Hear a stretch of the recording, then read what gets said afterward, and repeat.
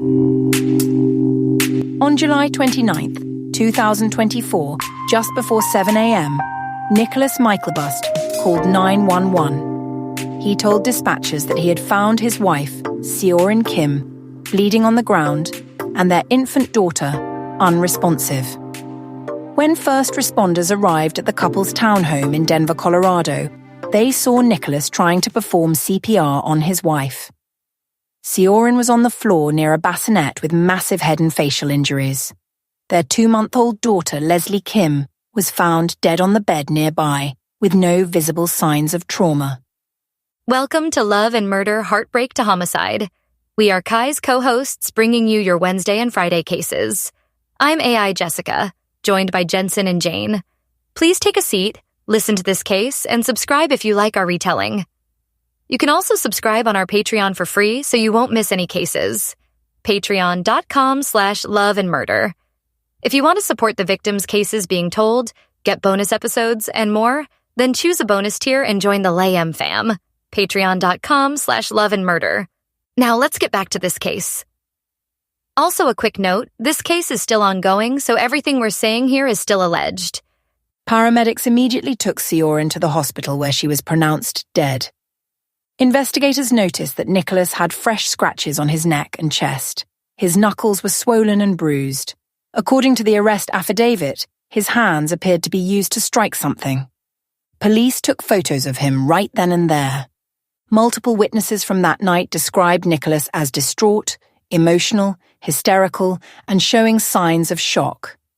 Police reports documented that he vomited several times into the kitchen sink. However, police still had to take into account his injuries. 44-year-old Nicholas was an associate professor of English at Regis University in Denver. He had been with the university since 2014 and specialized in 11th and 15th century poets. 44-year-old Seorin was a forensic accountant with the FBI. At the time of this case, she was on leave. Her colleagues said that she would show up to work with injuries. She told them that she was clumsy or had fallen. They also said that she went to the doctor so much it became noticeable. She also didn't wear clothes that showed her arms or legs. Instead, she hid them under overcoats or long sleeves. After Lesley was born, Seorin started isolating herself. Her FBI colleagues organized a meal train, taking turns bringing dinner to the couple's home. But when they came over, they never saw Seorin. Instead, Nicholas would come downstairs alone to get the meals. On the day of her death, Nicholas waived his Miranda rights and agreed to speak with detectives. He said he'd been sleeping on the couch when a noise woke him up. When he looked around, he found his wife and daughter. He said that he didn't know what happened, but suggested that Seorin must have fallen from a stepladder in the bathroom while carrying the baby in a front carrier. He said that she must have fallen on top of their baby, accidentally suffocating her. When investigators asked Nicholas about his injuries, he claimed to suffer from psoriasis and often scratches himself in his sleep. Investigators also saw blood on his sweatshirt and on the t-shirt he wore underneath. Denver police didn't believe Nicholas. First, Seorin's injuries were not consistent with a fall. According to the autopsy report, she had fractures to her skull in multiple places. Her ribs and facial bones were broken. She had bruises across her arms, torso, collarbone, hips, and abrasions on her shoulders. The medical examiner also documented a brain bleed resulting from the trauma. Second, the scene looked like the aftermath of a sustained vicious attack. Third, the medical examiner ruled her cause of death as blunt force injuries and classified it as a homicide. It wasn't determined how the baby died. Nicholas was arrested for first-degree murder and held on a $5 million cash bond with maximum supervision.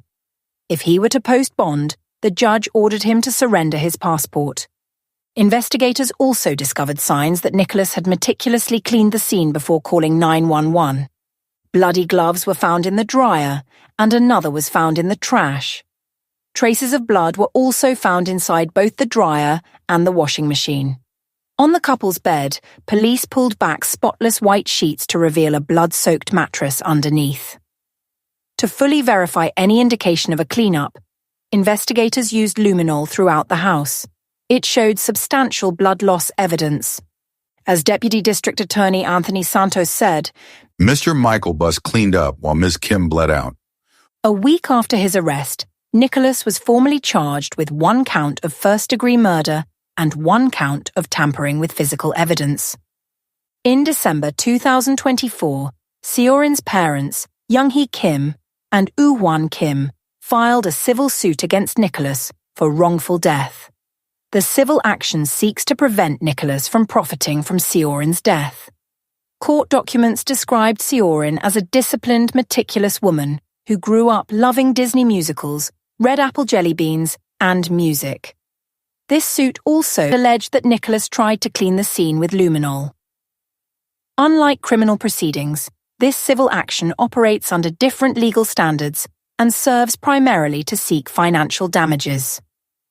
On March 21, 2025, Nicholas appeared in court for a preliminary hearing.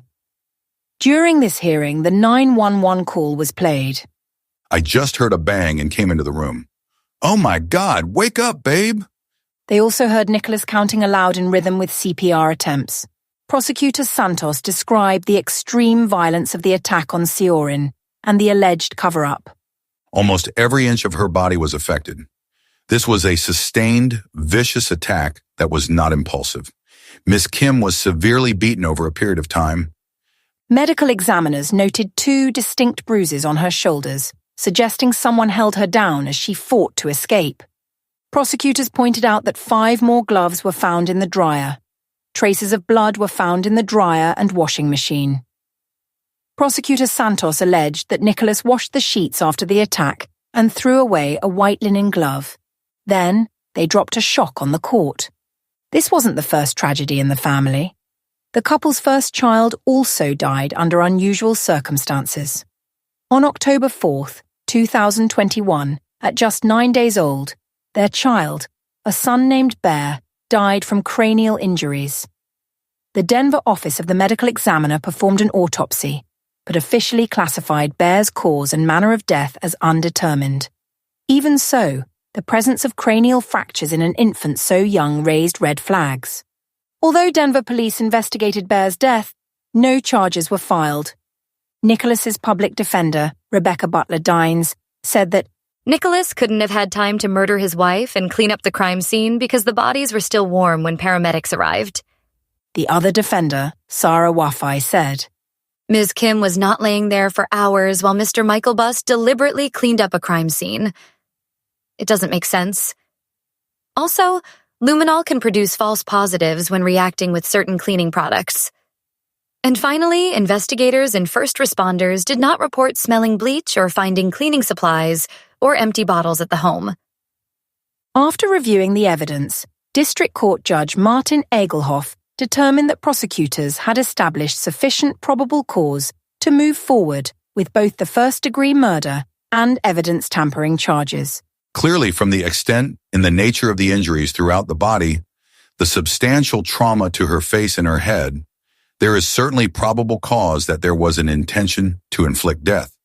So Nicholas will face trial for the death of his wife. As of now, he has not been charged in connection with Lesley's death because the medical examiner can't establish cause or manner of her death. District Court Judge Erica Engler said, In this case, it is an unusual situation in that there is no manner of death and no cause of death provided. In anticipation of potential future charges, the defense team requested the unusual step of having Lesley's body held at the medical examiner's office.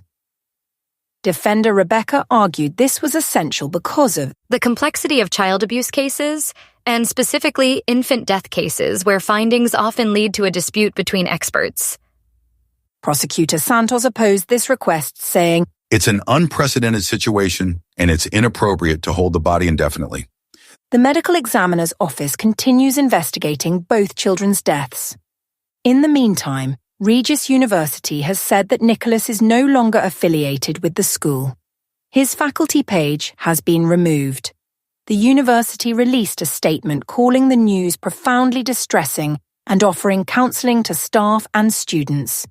Nicholas is due back in court on August 15, 2025 for further proceedings. What do you think of this case? Do you think Nicholas murdered his wife and both kids? Let us know your thoughts in the comments below. And that's all we have for you today. Don't forget to join us over in the Patreon. Kai has a new series dropping in July, so you don't want to miss that. Patreon.com/loveandmurder. We'll see you in the next case.